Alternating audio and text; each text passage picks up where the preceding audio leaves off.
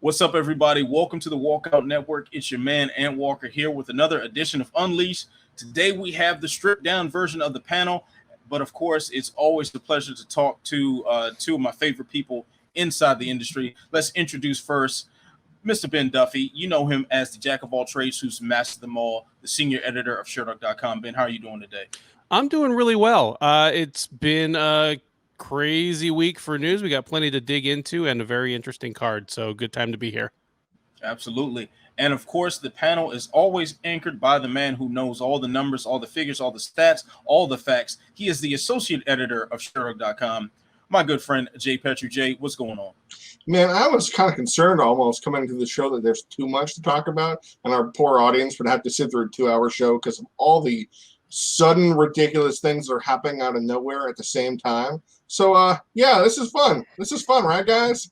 Anyway, speaking of fun, let's get weird for a second with the stat of the week.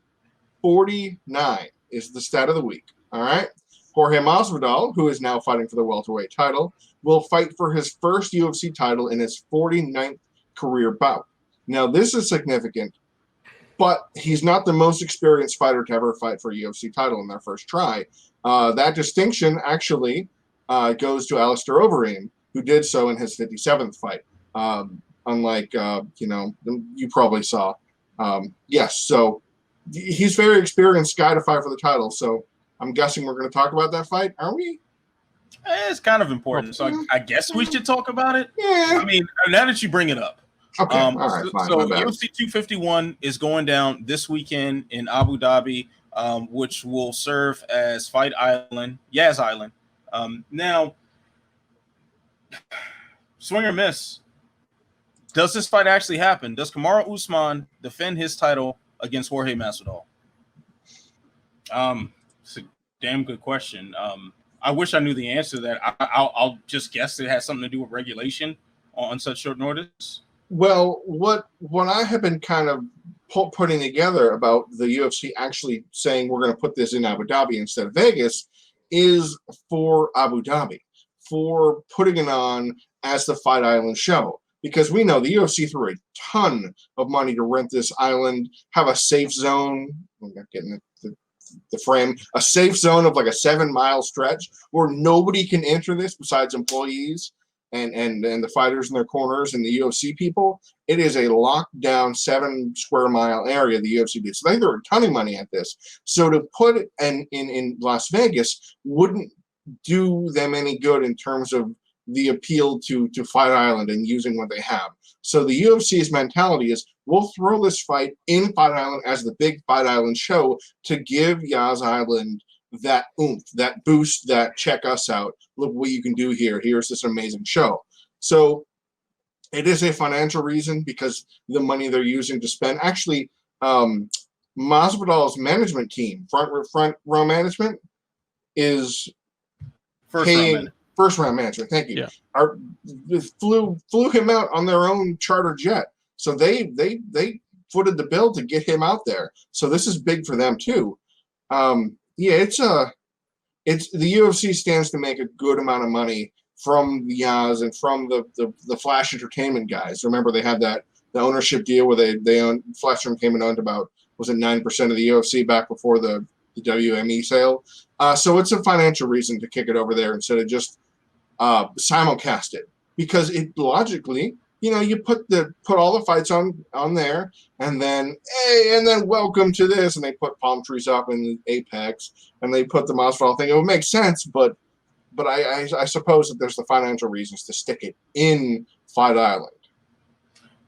Yeah, man, that makes a lot of sense there. Now, one thing that surprised me the most, and I think I don't think I'm alone on this one. I'm pretty sure you gentlemen will have some level of agreement with me on this one. I was completely floored by this idea. I mean, initially when Gilbert Burns was booted off the card due to him testing positive for COVID-19, I thought, okay, they're going to reschedule this bout. 251 already has 2 other title fights on the card. You've got star power with Max Holloway and Jose Aldo there. You may not need, as much as we want to see Usman defend that belt, you may not necessarily need to put it on that card to retain any sort of value for someone to go ahead and buy that pay-per-view. Now, when you're talking about replacements, I was initially feeling the way you guys were feeling. When everyone jumped up on Twitter and started saying, yeah, I'm ready to step in, it was all smoke and mirrors to me. Like, especially when Colby Covington was smoke and mirrors. Like, there were title shots that he supposedly passed up on because of money, because of timing, or whatever the case may be. So to imagine him taking a short notice bout with these circumstances just seemed unlikely. But then Jorge Masvidal seemed so unlikely to me. It wasn't that long ago that we were talking on this same panel, on this very same show, about how he wasn't going to fight until he got money. And we was talking about a sort of a negotiation war with the UFC. And now in the darkest hour for the promotion, he comes through as the knight in shining armor. Fellas, I mean, are we to believe that the UFC caved on the demands that Jorge Masvidal had? Yes. Armor isn't the only thing shining here. He is saying he has a whole new contract. Do we have any details on the contract itself? Does Nope. he have fights or? As of a couple hours ago, at least, he's the only one who's really said anything about it. But he said, I signed a whole new contract, and this is now the first fight on that contract. But there was something interesting he did say, and I picked up on it, and I'm sure other people did too. He said, I didn't get exactly what I wanted, but I got close to it. So that makes me think that we're going to see more of a Daniel Cormier side of Masvidal than a John Jones-esque version of Masvidal. In other words, yeah, the UFC took care of me when they didn't have to. So I can see Masvidal dropping his complaints. I can also see the UFC very easily putting in the contract, you got to knock it off complaining about money now. If we're going to get this new contract and set this up, you can't complain anymore. So I wouldn't be surprised if there was provision like that to keep him at bay. Well, I mean, that would make total sense. Either way, it would make a lot of sense. I mean, the whole idea of negotiation is to meet in the middle. So even if Jorge Masvidal demanded $10 million guaranteed, and the UFC said no, but we'll give you $5 million guaranteed, when he was where he might have been making $500,000 guaranteed, I think we've come to a reasonable place here. Yeah. It sounds like that's a victory right there. Now, when you look at John Jones having his hold up with the UFC right now, obviously there's going to be a need for US-based champions because Fight Island isn't going to be going on forever. And this pandemic looks like we're hitting a second wave, if not a continuation of the first wave. So this is still going to be a problem. Now, when you look at a gentleman like John Jones, do you think this situation gives him a little more leeway here, or do you look at it in the sense that now it's not that same solidarity in numbers if Masvidal is now off that train? That'll be the question, is what Masvidal sounds like in the next couple of weeks, because a lot of people's instant reaction to this fight being signed and the implication that he is being well compensated for it is now watch him kind of drop the whole topic, because he had been talking not just about his own pay, but he'd been talking about problems with fighter pay in general, much like Jones has. Right. The question will be, now that he's taken care of, is he going to be like, well, I'm in, pull up the rope, and not really have any interest anymore in his fellow fighters? Yeah, I wouldn't be surprised if that's exactly the way he goes. And I mean, I forget who said, I think was it John Fitch who said that it's an every man for himself industry, where basically, me first mentality has to win the day. We have to make sure that we take care of ourselves. Other people are important too, but you have to make your bank at the end. And the other thing I think Masvidal pointed out was this contract will theoretically be better towards a pay-per-view model, because he's a pay-per-view draw. And I guess beforehand that wasn't much, because the big sticking point, if you guys remember, is that he was upset when he was going to fight Usman earlier this year in 240 something. But he said no, because the UFC was going to offer him less money than he made against Diaz. And so he's like, well, why on earth would I make less money to fight for a real title? So maybe he fixed that. I mean, this is Yas Island. There's no disclosing salaries here. There's no regulation requiring us to know anything, which means we will know only the things they let us know. And I say that as a media member, which breaks my heart. You know, when Yoel Romero finally cashes out on that huge lawsuit, and him and Masvidal pull up to the doors of ATT and matching gold-plated Bentleys, we know everybody got paid properly. So fellas, now of course the business aspect of this is the most important story, but I think we do need to spend some time talking about the fight itself. Initially, Gilbert Burns versus Kamaru Usman, a fight that not necessarily was the welterweight title fight that we were most anticipating, at least as far as the name value is concerned, but an intriguing matchup style-wise. Now we're seeing what is being built as an actual grudge match. I mean, if you look at that trash confrontation at that Super Bowl media engagement as any indication that there's some sort of animosity between the two, besides the fact that they come from rival camps. But now that we have this grudge match put together, now that we have the star power of a Jorge Masvidal in this, the quality of the fight, do you think the main event for UFC 251 is going to be better now that we have Masvidal in place of Burns? A better fight? Like a more better quality, better quality, better style matchup, anything. No, I mean, even Burns was kind of a slotted in stopgap title challenger, but I think he has more or had more to offer Usman competitively. He had more avenues to victory. I mean, I favored Usman in either matchup, but I was more interested to see the Burns fight. Yeah, I'm with you on that one, Duffy. I feel like Masvidal has two rounds to really make his statement and do what he wants to do. And in each of those rounds, he has about 45 seconds. Yeah. Because Tyron Woodley could not get up from under this man. See, and this is something I posed to our best buddy Jason Burgos earlier today. What happens when Jorge Masvidal throws his patented flying strike at the beginning of the fight, like a crazed Fabricio Verdum, and Usman catches him like he can do, and goes, "Oh, thank you, coming at me. I'll pick you up and then smash you." Yeah, I just none of the narratives they're going to try to sell you work.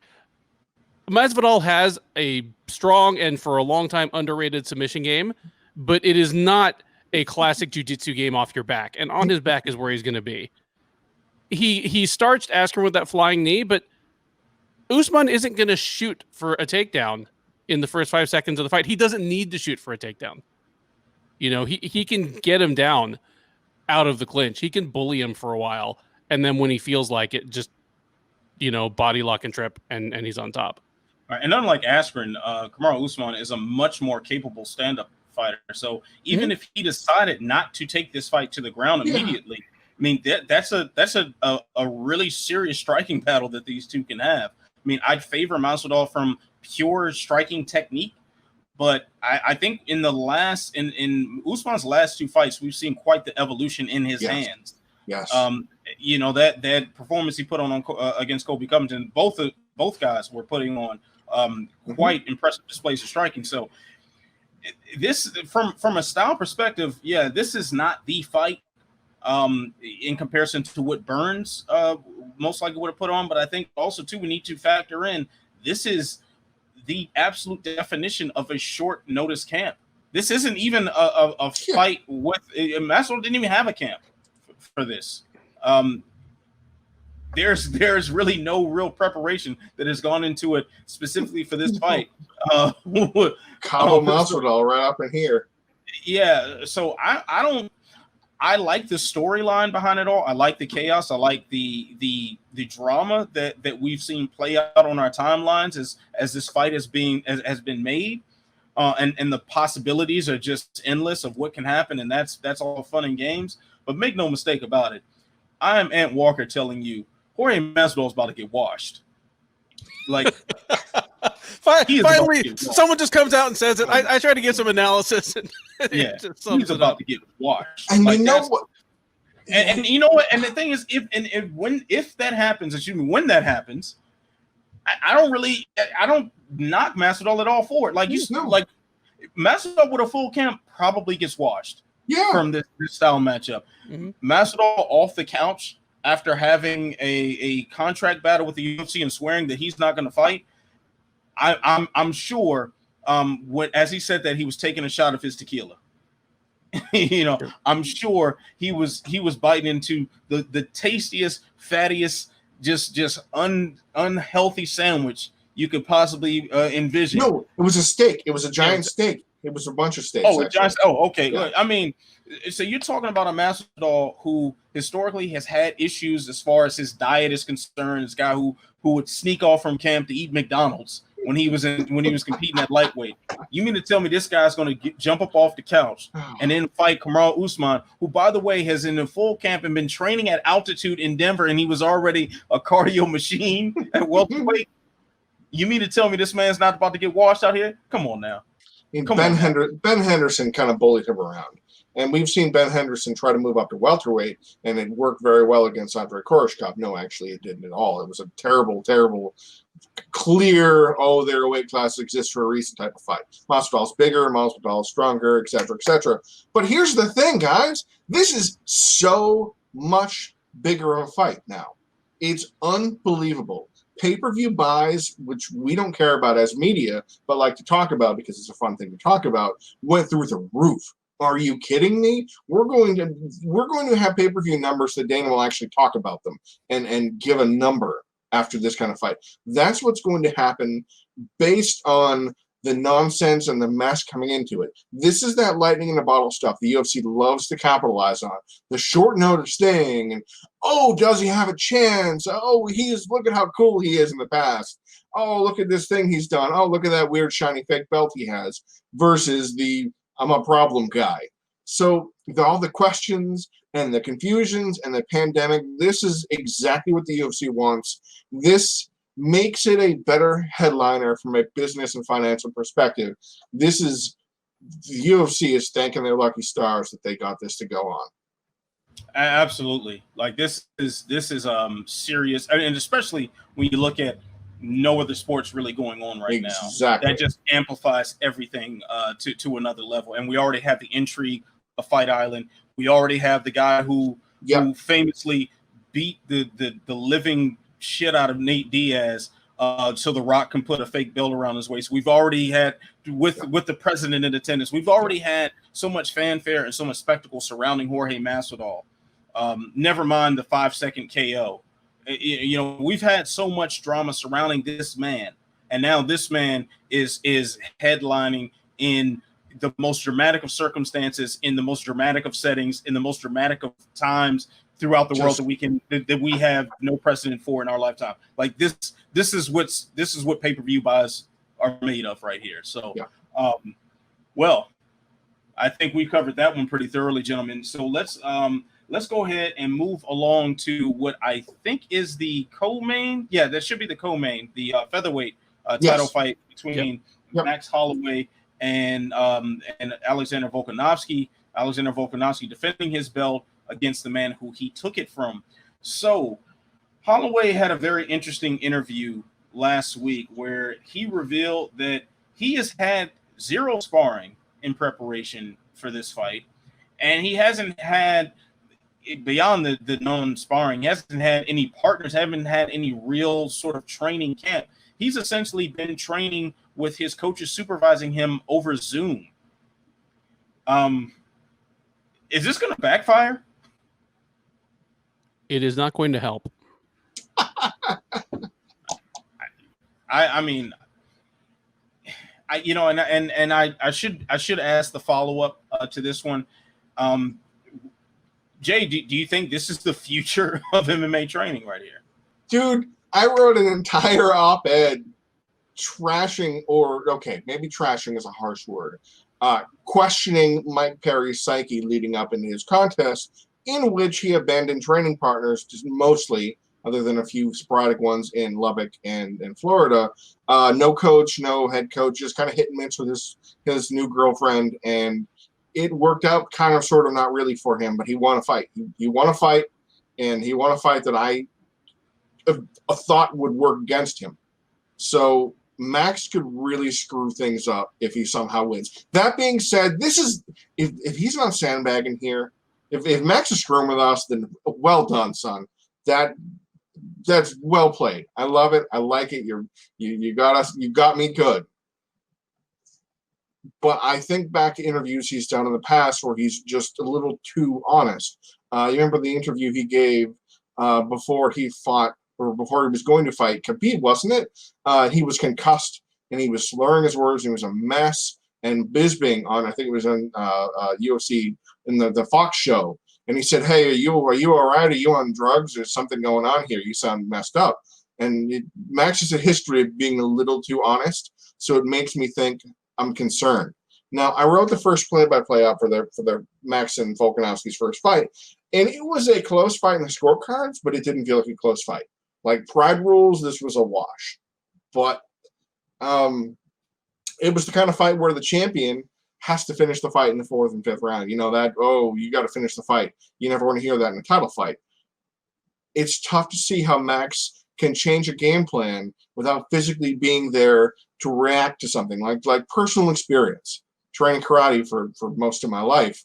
To learn how to check a leg kick, to stop an offense, to stop a strike coming at you, you need to have the strike coming at you so you can prepare, you can see the body language, you can time it and everything like that to know how to, check leg kicks, which is what beat him in the first fight, was Volkanovski's leg kicks, kicked out the lead leg of Max Holloway. He had a hard time getting his footing and having anything there. If Max has no one to throw leg kicks at him, to check them, this is Volkanovski 50-45 all day.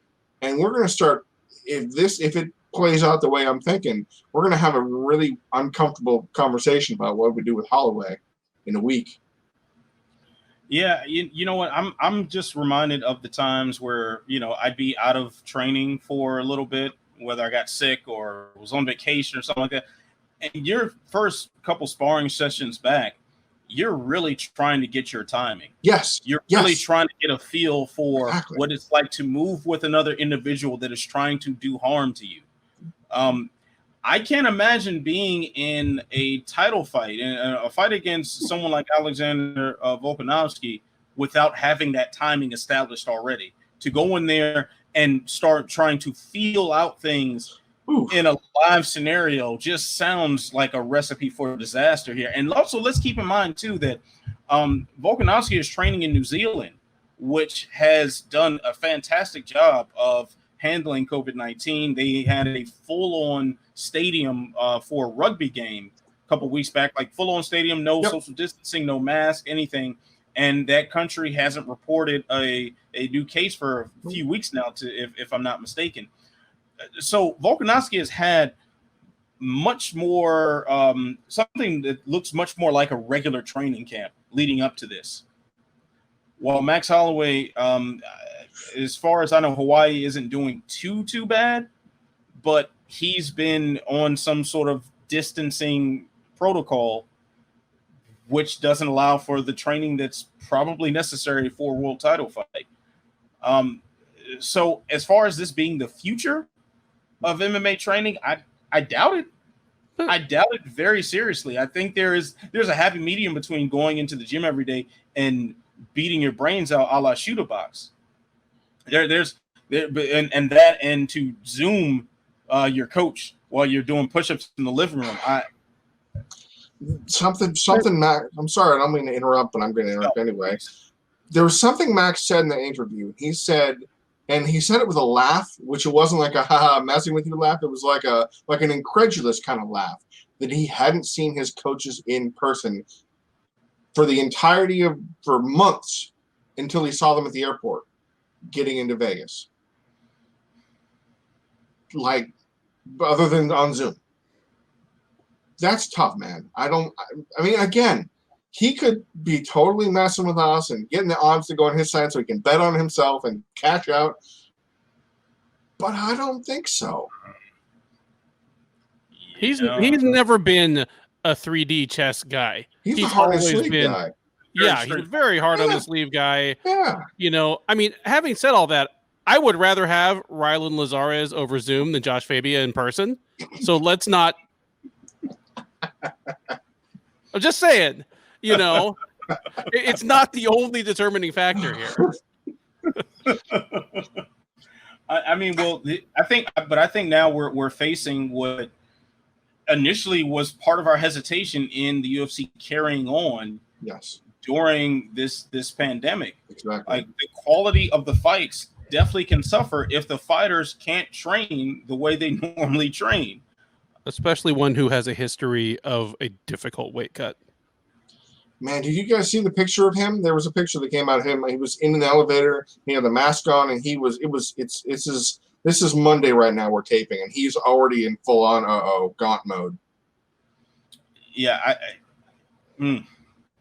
I don't want to speculate on him making it to Saturday's opening bell. But if there's any time to be worried, to be concerned about, weight issues preventing this fight from happening, or at least preventing this from being a title fight, I think they're well founded in this scenario. I think a lot of us can attest to gaining some COVID weight.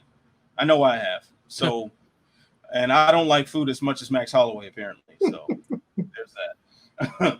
All right, now, so let's move on here. Now, of course, we've mentioned Gilbert Burns. Apparently, I think his entire corner as well has tested positive for COVID-19. Now, how will you feel that the UFC that they've handled these positive cases? Of course, we can think back to Jacare and his two cornermen from a few weeks back, but how do you think the UFC has handled the positive cases so far?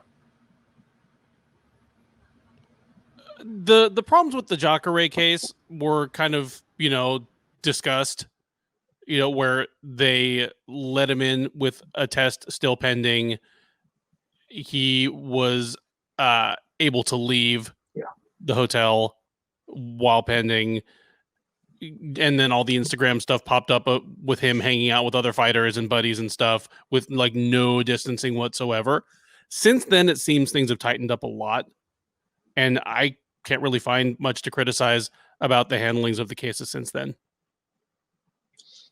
There's a few things the UFC is doing, and I'm very happy this is happening. The first thing is the UFC is testing these people before flying them across the world, before gathering them. Well, I take it back. Before even flying them to Las Vegas, which what the UFC is doing, for those that don't know, the UFC has a couple cities in the U.S. that they gather people together in a hub. Vegas is one of the ones they're using. I think there's one in the East Coast, the West Coast.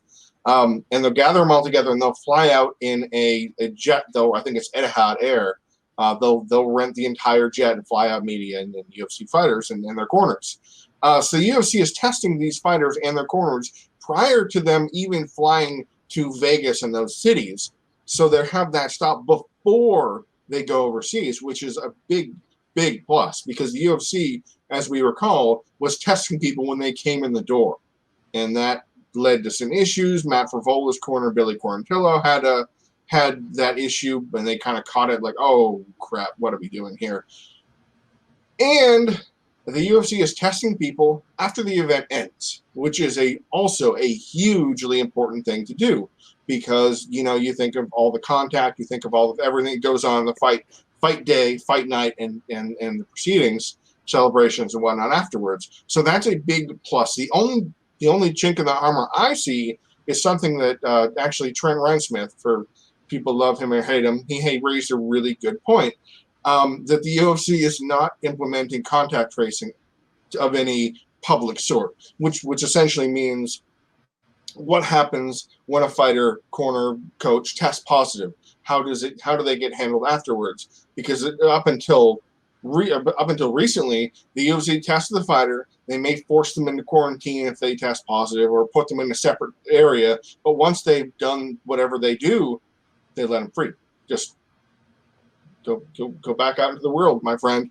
Which, that's a questionable thing, because the UFC isn't liable or anything like that, but the UFC is letting these knowingly sick people out is a difficult thing without informing them. So contact tracing would essentially say, okay, this guy's flagged. So you need to let people know where he's going. This guy's going to have it. So you need to be prepared for that. Because good luck, Chuck, is not really a good way to run a $4 billion organization. And my other thought, so I always have a dark cloud moment. So here's my dark cloud moment of this situation. Unfortunately, it has to be raised. We are probably not going to see many Brazilian fighters that live in Brazil fighting in the UFC in the foreseeable future. Disproportionately, and this is strictly an observation, this is not a judgment of any kind, nor any points in any direction, but disproportionately. All right, Colby, hit him. Yeah, exactly. Disproportionately, Brazilian fighters in their corners and teams have been testing positive for coronavirus. Jacare Souza, Moreno Rodriguez, Anderson dos Santos, Vinicius Moreira, Herbert Burns, Gilbert Burns, Pedro Munoz. Is a majority of the UFC fighters involved in this that have tested positive so far. We have non-Brazilians, of course. We have Lyman Good, and we have Billy Quarantillo, and others involved in their corners. But so far, statistically speaking, it's a very low sample size, so it doesn't mean a lot. I would not expect a ton of Brazilians fighting on Fight Island or anywhere for the foreseeable future. The numbers aren't looking good. Isn't Billy also from like the greater New York area? Yes. Is he? Because I know he trains with Frivola, which is in Gracie, Tampa. Yeah. But I think he's from the As Northeast. Frivola is, because Frivola is from New York originally as well. Florida Okay. or New York, like, yeah. Okay, so like, I mean, they're basically the Brazil of the United States at this point. Oh yeah, because Gracie, Tampa, and then As a Texan. Yes. But I say that as a Texan. But yeah, I do think there was after the Jacare test. I mean, I was screaming at the top of my lungs on this show about how stupid it was to wait till someone gets there to test them. Yes. After they've already been exposed to everyone else, especially knowing that Jacare's wife had COVID-19. So we are seeing improvements on their actual procedures, and we'll we criticize Dana White a lot, but let's give him credit on this one. He did say as they keep doing this, the test, everything's going to get better. They're going to keep getting better at the process, and that seems to be what's going on now. So according to the people that we know personally that have been at a lot of these events, they said they felt safe. They felt like everything has been contained. These are off the record conversations. This wasn't, us as reporters asking them to break their NDAs, but just in off the record normal conversation, they felt fine. And as far as we know, no issues health wise with any of our colleagues who have been in attendance. So, all right, but of course. The most unfortunate news that we received, COVID-19 related, was the death of Khabib Nurmagomedov's father, Abdulmanap. I believe how you pronounce that. Forgive me if I pronounce that wrong, but unfortunately, he passed away from complications. I know this has been a battle that he's had for quite some time. We were hearing reports of him in a coma, out of a coma, heart problems, and a host of different complications that unfortunately he succumbed to Friday, actually just maybe a couple of hours before the Gilbert Burns news broke. So fellas, how do you think the passing of Mr. Nurmagomedov will impact the sport itself? At the UFC level, probably not a whole lot.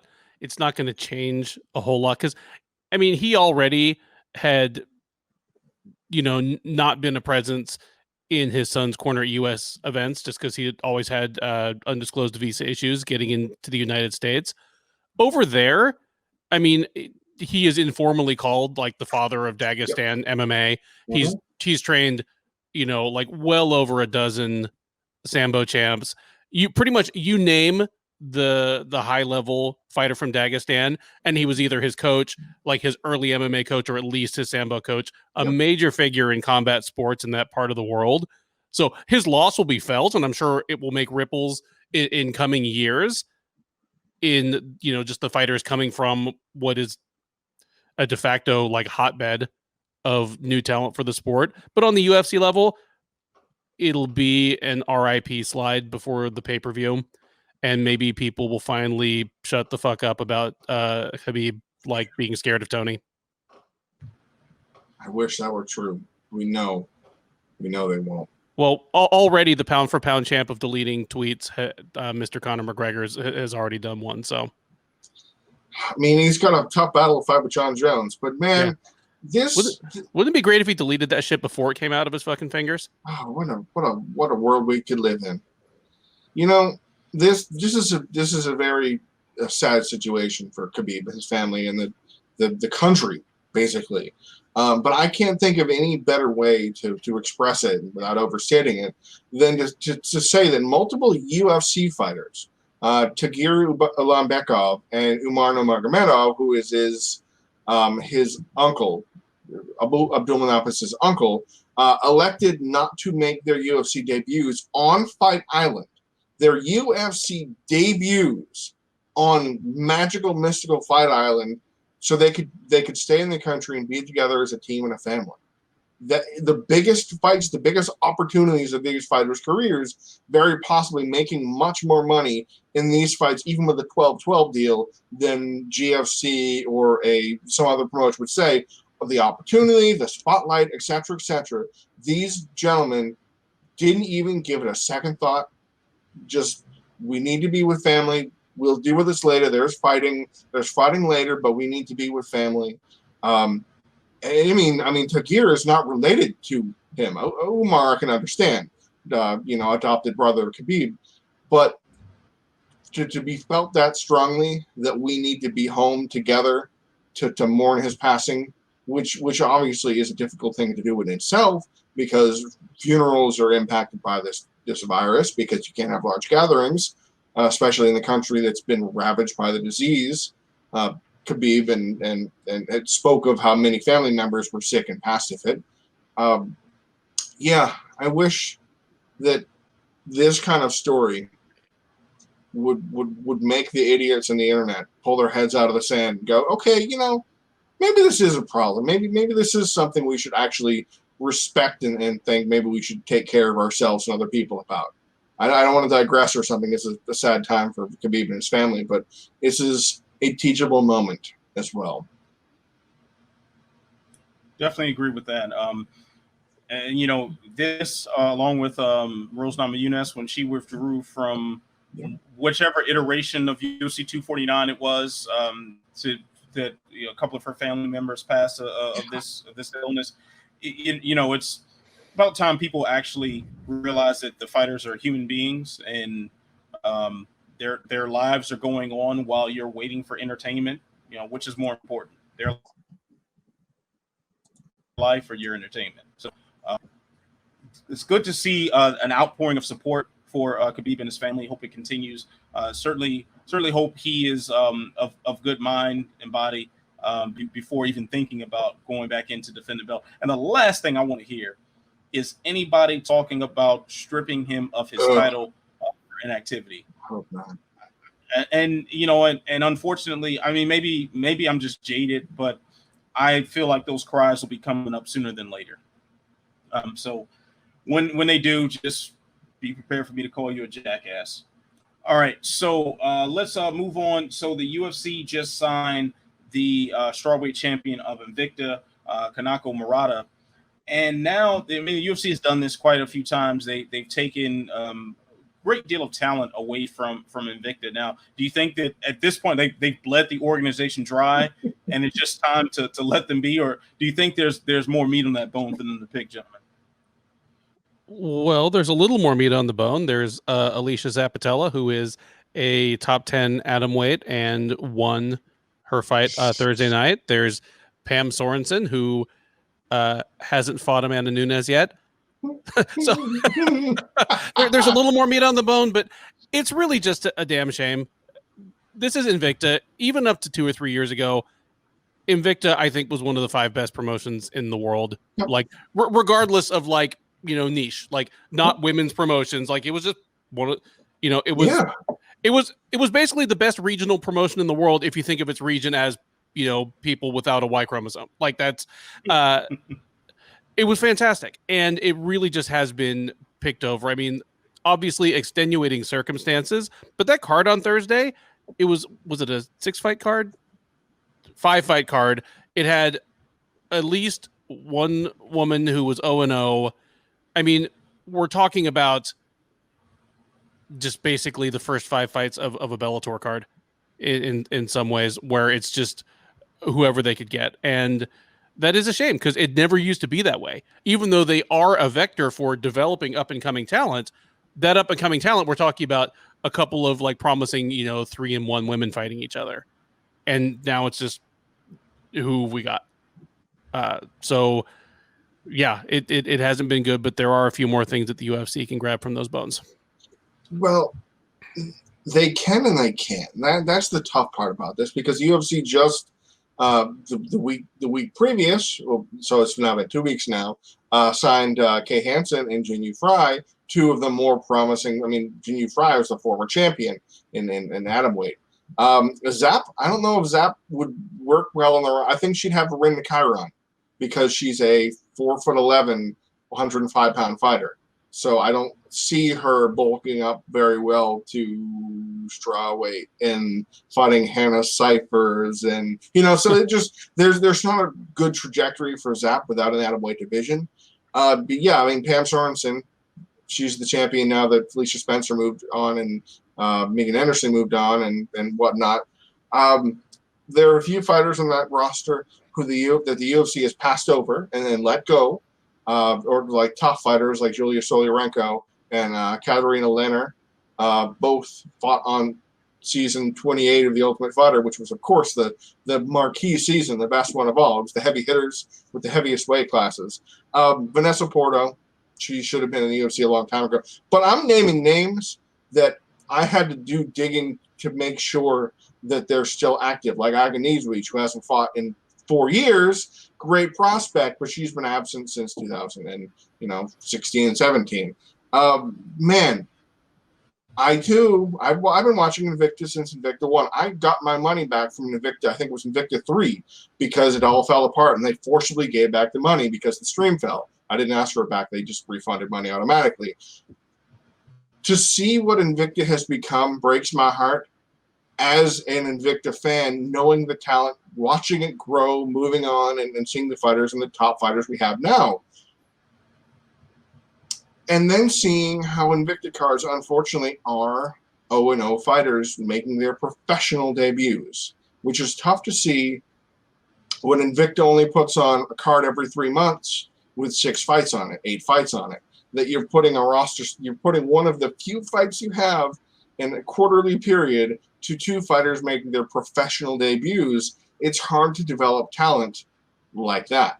And I'm not a matchmaker, I'm not a what have you, but I only know because it's pretty evident how things have gone. Tanisha Tennant was tapped for the Contender Series. Tanisha Tennant was kind of came up through Invicta. She's 3-1, tapped for the Contender Series. So the UFC went a little too hard, I think, pulling these fighters out, all of them, and leaving Invicta struggling. Because with the LFA, for example, a massive regional promotion that is also a conveyor belt, the revolving door of talent, where the champions are signed. I think all of the LFA middleweight champions of one by one got signed to the UFC. Heinisch, Brendan Allen, Marcus Perez. But the LFA can churn out the content and the talent because of frequency of events. Invicta having an event once every few months doesn't help them. Long story short, the UFC has bled Invicta dry. Yeah, man, I've been saying it. Just co-promote with them. Yes. It's just, I mean, they clearly, especially when you look at the women's flyweight division in the UFC, it's such a dearth of bodies there. It would be very nice for both of these organizations to be able to share talent, especially considering that Invicta is broadcast on a UFC platform. So it really wouldn't be any harm to the UFC or their dogmatic, sticking to not co-promoting to bend the rules slightly on a platform that you profit from anyway. But what do I know? I'm just a clown sitting in his living room. I mean, the UFC plucked the entirety of the strawweight division from Invicta, if we remember. The Invicta strawweight division was put on tough. Felice Herrig and Randa Marcos and name. And they were all put on there, draining Invicta of almost the entirety of its division, so the UFC could just plop it on there. So yes, I agree. Why don't they just work together? Well, gentlemen, it's time to move on from that to the greatest title segment in all of media history, and that is I'm Not Surprised, Mr. Falcons. And this is where we get to share a story that we just feel like sharing, whether it surprised us or whether it's exactly what we expected because we're cynical. I'll jump on this grenade first to share my I'm Not Surprised, Mr. Falcons moment for the week. Comes courtesy of former UFC heavyweight Brendan Schaub, who has been screaming from a mountaintop that he biked up, I'm sure, to announce that COVID-19 is a joke and and it's nothing and blah blah. Well, he's got it now. Your man's got it, and he actually was seen just a day or two after announcing this when we should be in some sort of quarantine, biking through the Los Angeles area, no mask, and spreading the love. So I'm not surprised, Mr. Falcons. It is what it is. Jay, what's your I'm Not Surprised, Mr. Falcons moment this week? That story is too ridiculous. I got to get out of MMA for a minute. Just abandon MMA. I'll come back later, guys. Don't worry. Let's go into the other combat sport that we don't talk about enough, and we're not going to be able to talk about for a while. Glory kickboxing. So, let's abandon ship for this MMA thing and move on to the other combat sport that we wish we could talk about, but we can't really talk about right now. Let's talk about kickboxing because it's the sport that everybody should love that whines about wrestling and takedowns and ground and pound. Well, I guess not, because Glory Kickboxing, the preeminent international kickboxing organization, the last since 2012, I think, bigger than K1 at the point and Kunlun and Rise and all the other organizations, has entered receivership. Now, that's slightly different from entering bankruptcy, where without getting to the weeds and without active knowledge of Dutch finance law, essentially means that the organization is going to try and restructure itself, sell off some assets, rebrand to try and not go into bankruptcy because finances are bad. Things are very, very bad. Marshall Zalesnik, who was the CEO, you guys might remember him. He's the guy that built Fight Pass for the UFC. He ran Glory for a few years. Well, he resigned in May. And that was kind of like rats fleeing the Titanic because they fired a whole bunch of other executives. Cor Hemmers, another major name, they got rid of him and some other directors, closed all their offices and are in dire straits. Now, Glory, as some people know, Glory Kickboxing is on UFC Fight Pass now. And has some of the top fighters in the sport, Rico Verhoeven, Badr Hari, the names that people actually may have heard of in kickboxing. And the problem with this is that right now we're in the worst possible time for this to happen because there's no organization or organizations that can pick up the slack. There's no void.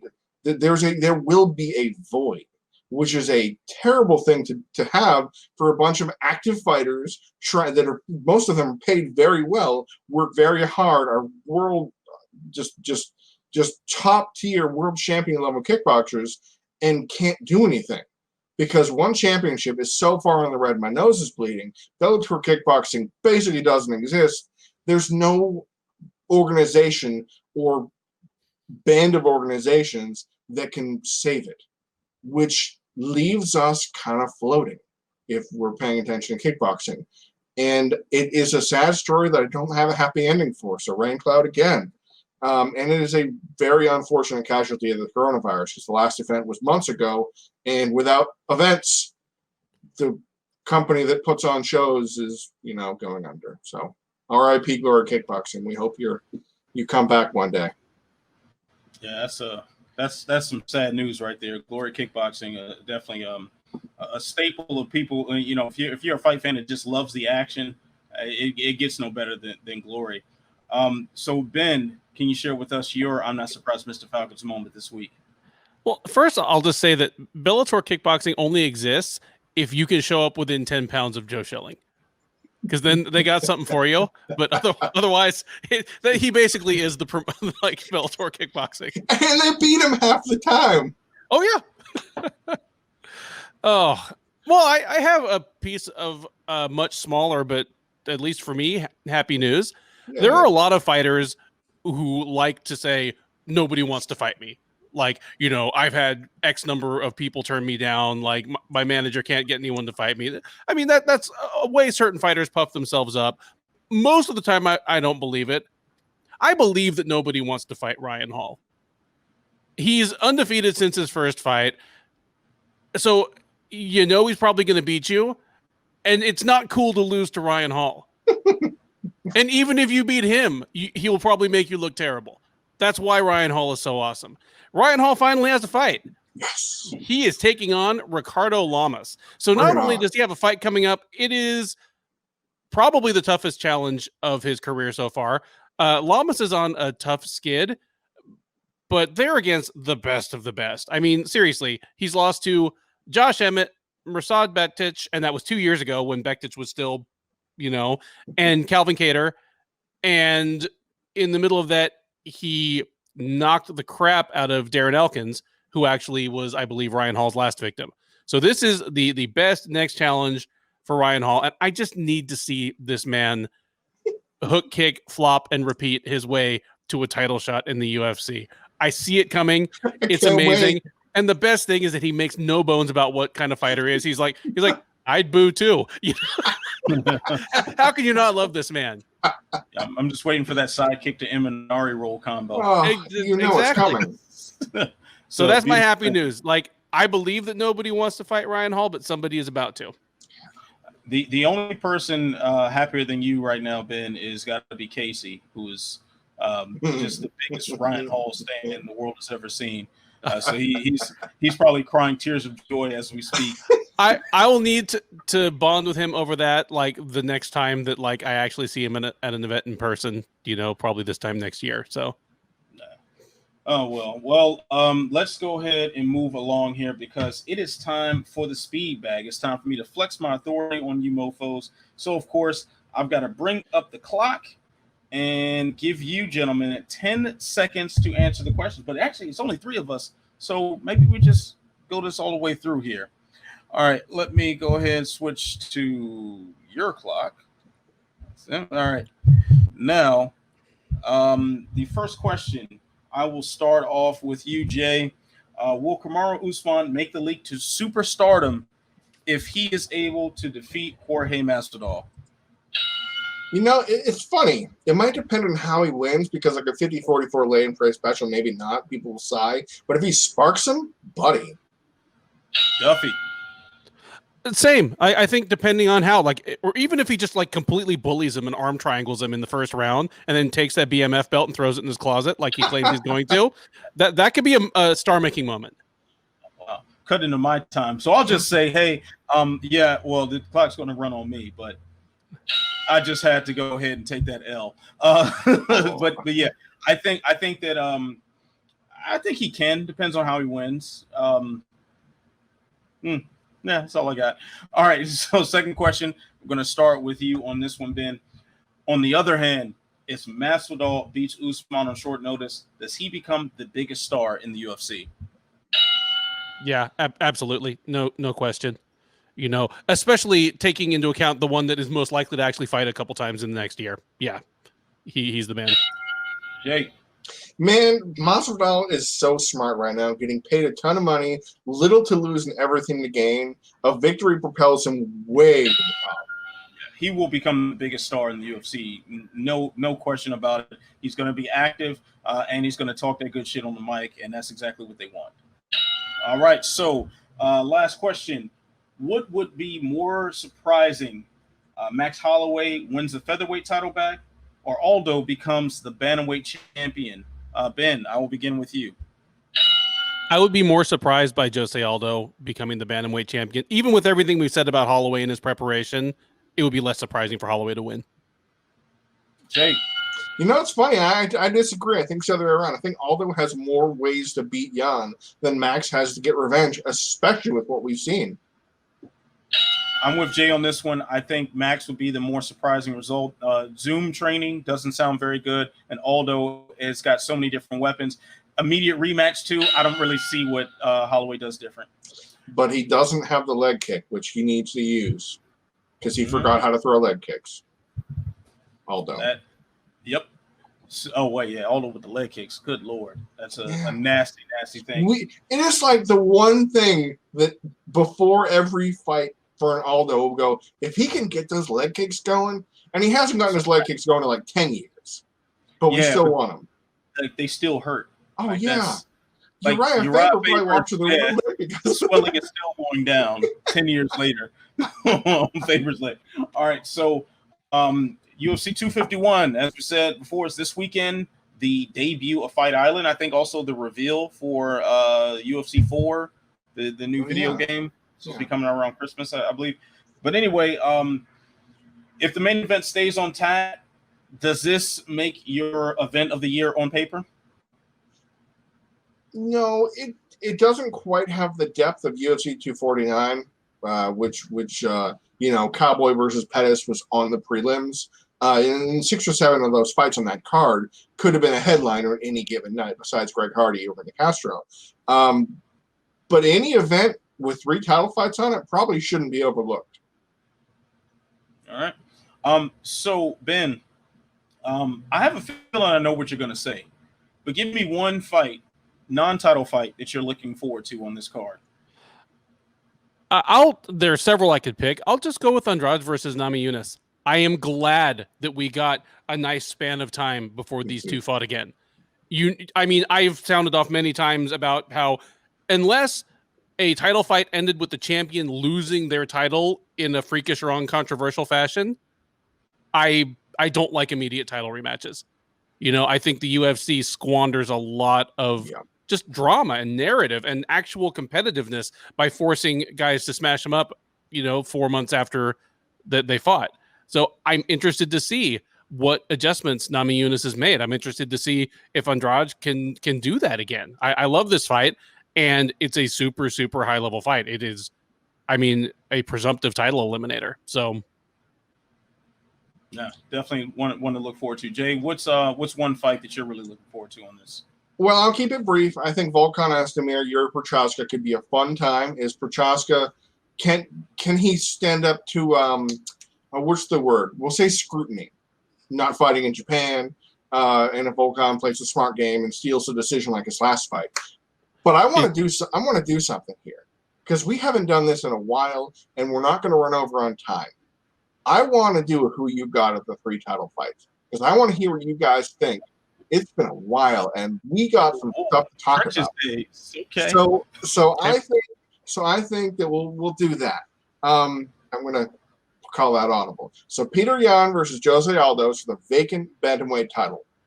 So, Peter Yan, Jose Aldo, who wins? Why do they win? I'm going to go with Peter Yan. I think we still should have some concern about Jose Aldo at bantamweight, and now especially in these circumstances, what has his training been like? How difficult is that weight cut? The travel. So I'm still really hesitant to back a 135-pound Jose Aldo, even though he did look pretty good against Marlon Moraes. So for that and that alone, I got to go Peter Yan, although I do think Aldo has more weapons as far as just being an overall dangerous guy to fight. So what do you think, Mr. Duffy? I like Yan in probably a decision after Aldo wins the first round. Like, I think Aldo's going to come out looking like $1 million, doing the right things. He's going to start to get tired. Jan's going to start tagging him. Like, I think Jan's a really good boxer. And I would be surprised if it went to the ground much. But yeah, I have Jan by decision in this one. Yeah, I think we're going to go 3-3 on Jan for this one. However, I will say of the three underdogs of the championship fights coming up, I think Jose Aldo has the best chance to spring an upset. Now, one thing we've kind of questioned Aldo, especially in the Alexander Volkanovski fight, was his inability to pull the trigger. Kind of in the Max Holloway fight, the first one more than the second one because he stung Max at the beginning of that fight. But Aldo's inability to really sit down on a strike and just, you know, throw his body weight into it and hurt guys like he used to hurt guys. I mean, think of when he fought Korean Zombie and knew Korean Zombie's shoulder was out of his socket and just fourth round went at him like a madman. That Jose Aldo could win, but is this that Jose Aldo at bantamweight?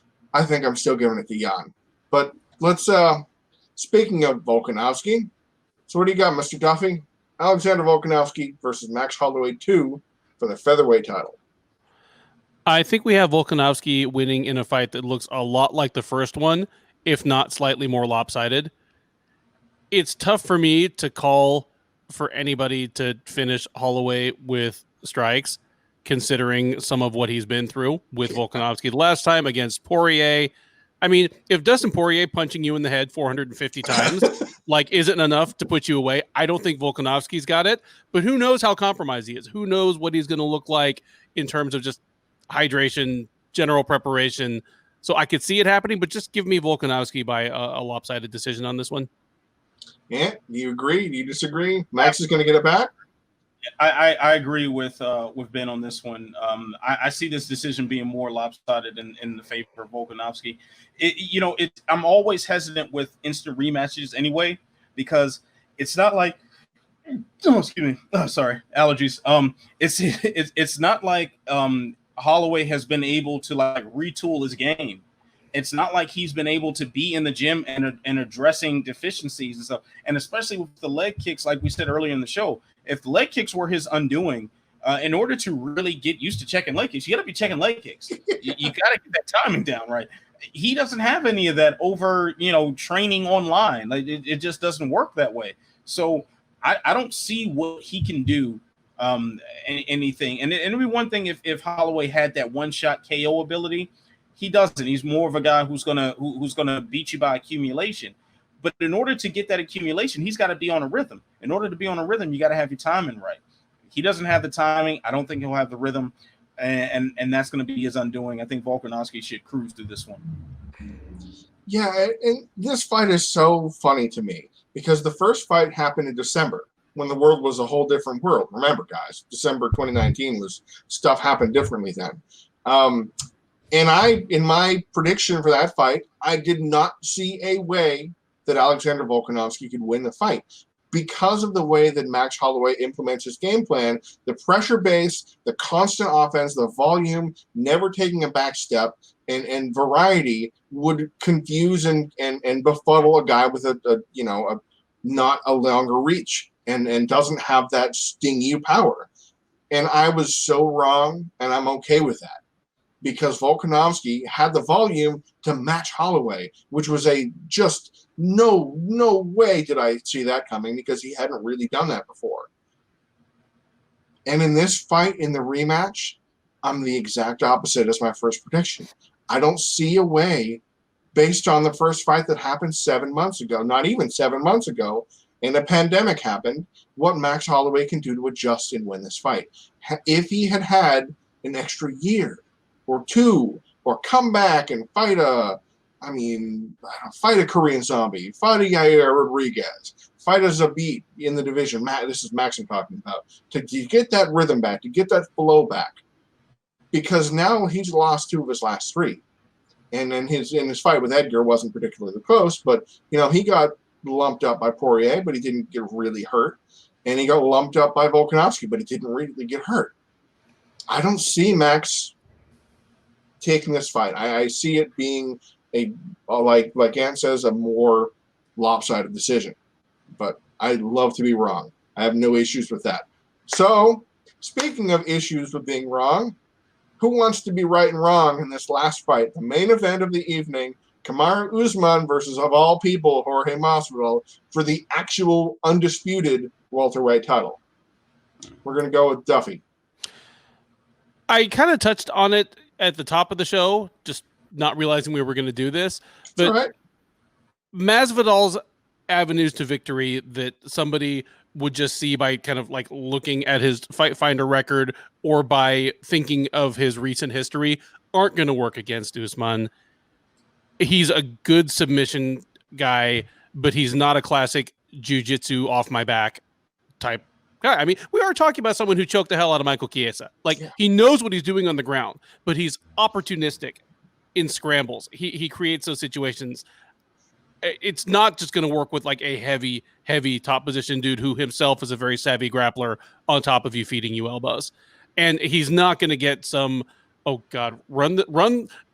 I mean, somebody make a clip out of this if it happens, but he's not going to just starch Usman with a flying knee in 5 seconds or in 50 seconds or in 500 seconds. Like, that's not what Usman needs to do to get the takedown. You know, he's not going to go kind of like stumbling across the cage, you know, lowering his head at him. I have Usman by serious domination. And if Masvidal is in steak and tequila shape, Usman might get the finish, which would do wonders for his brand. No kidding, man. So, Ant, we'll go with Usman Masvidal. And if for some reason you pick Kamaru Usman for whatever logical reason, does he get a finish? Yes, he does get a finish. I just don't see where Masvidal wins this fight. And this is with them two in their best shape, to the best that we had seen them up until the point, or if this was the original version of International Fight Week when they tried to put this together for Vegas, I would be favoring Usman to completely dominate Jorge Masvidal. Now that we have Jorge Masvidal coming off the couch on just a few days' notice, and most of those days are spent negotiating the contract and traveling to the event, it just doesn't make sense to me. I don't see how he wins. Masvidal is, I think, easy to say was a shoe-in for Fighter of the Year last year, rightfully so. I mean, although I think I gave it to Adesanya. Adesanya for us, yeah.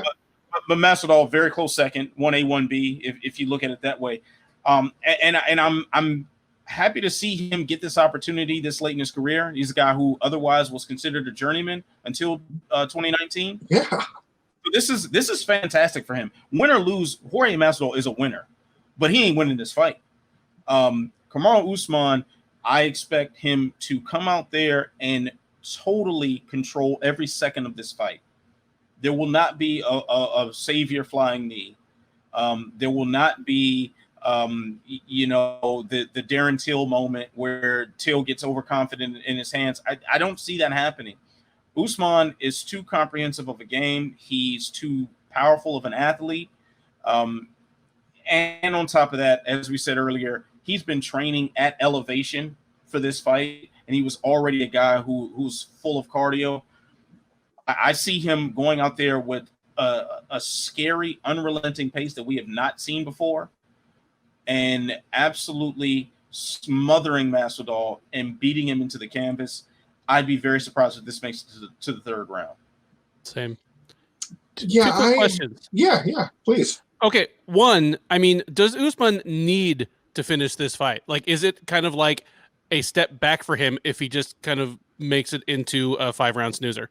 Yes, I think so. If it's a snoozer. Right. If it's an exciting back and forth fight, I think it does wonders. Like, we would not, I don't think, I mean, granted, the MAGA jaw thing was pretty funny, but we wouldn't look at the main event of UFC 244 as a bad fight or a step back for Usman had he won a close decision, because that was an exciting, very technical, very high-paced fight. So if we got something like that again, and Usman was declared the winner, it does wonders for his brand. Not like a finish, but it does wonders for his brand. It won't do him any harm. Yeah, I think there's a few ways that both guys can win, and I think it would have to play out like that. It would have to play out like this is going to sound very dumb, but if it's a competitive fight, both fighters win, because it seems kind of obvious. But at the same time, if Masvidal can make it competitive, his stock doesn't go down. That's why I was saying in the I think it was in the speed bag that this is very few ways that Masvidal can lose. But if he gets smashed up, okay, you lose some of that steam. But yeah, I think that there's ways both guys can come out ahead. What's your other question, Duffy? Who's making more money, Usman or Masvidal that night? Masvidal. Yeah, Masvidal. Same, I think.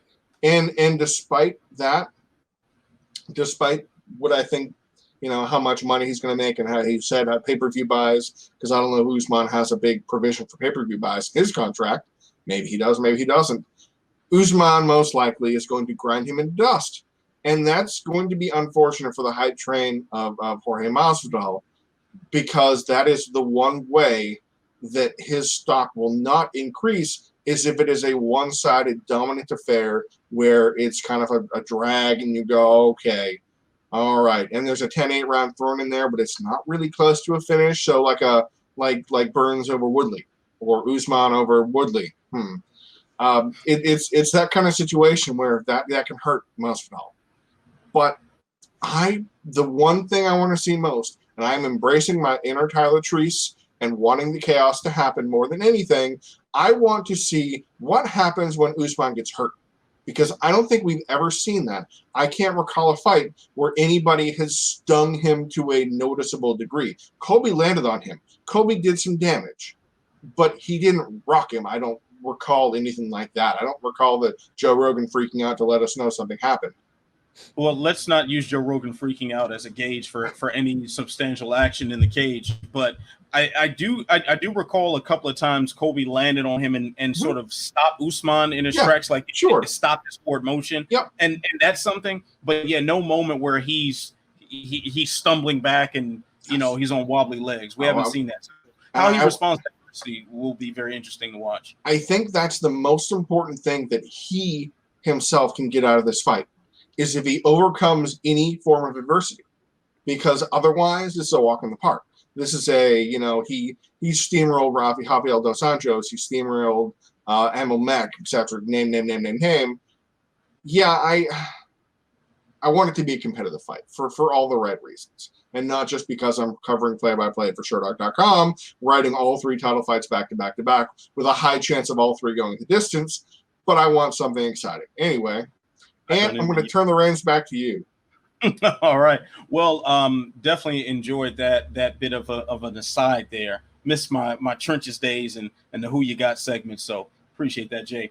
Now, I think that does it for this edition of Unleashed. So once again, thank you to my brothers, Jay and Ben, for joining me on this fine YouTube channel here so we can talk about people getting punched in the face for money. So you know what you got to do. You got to follow us. You see those Twitter handles there, just go ahead and follow. Go ahead, check their workout on Sherdog.com. You can check my workout on MMA On Point and the Body Lot and My MMA News. And like, share, subscribe. Tell a friend to tell a friend, tell a friend to tell 10 more friends. So stay beautiful, stay positive, stay healthy and COVID-19 free. And yes, please, through it all, you stay sexy. I will see you when I see you. Peace.